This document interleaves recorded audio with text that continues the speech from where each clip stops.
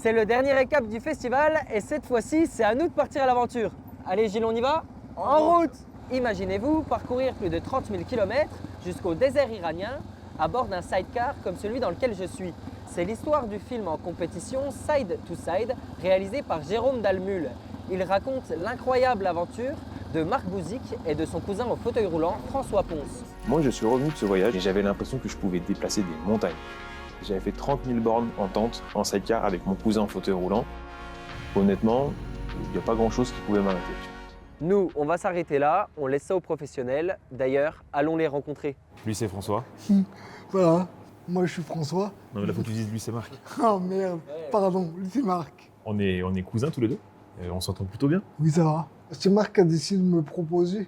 Mais moi, franchement, je suis en fauteuil, c'est un truc différent à faire. Du coup, c'est vraiment très bien. Moi, je dis oui tout de suite, quoi. T'es en train de dire que t'as accepté parce que t'avais rien de mieux à faire? Bah oui, exactement. Oh, putain.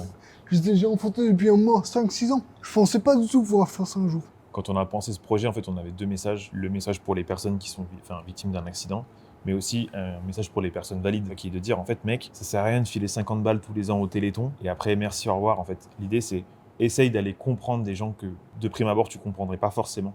En fait, ça peut leur permettre de faire des choses que solo, elles pourraient pas faire. Et ça pourrait les lancer sur une nouvelle perspective de vie.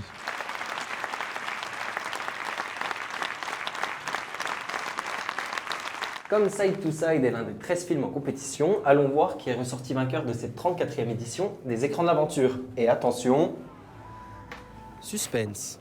Marc et François ont été récompensés du prix des jeunes de la ville de Dijon. Mais le grand prix de cette édition, la toison d'or du film d'aventure, a été remis à La Route de Marianne Chaud.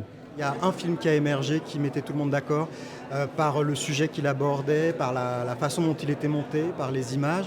Donc ça se passe aux Anscars, une petite vallée reculée d'Himalaya. La construction d'une route va tout changer pour un petit village avec des femmes et des hommes habitués à travailler la terre, l'agriculture. Les écrans de l'aventure, c'est fini pour nous. Merci à toutes et à tous de nous avoir suivis et surtout,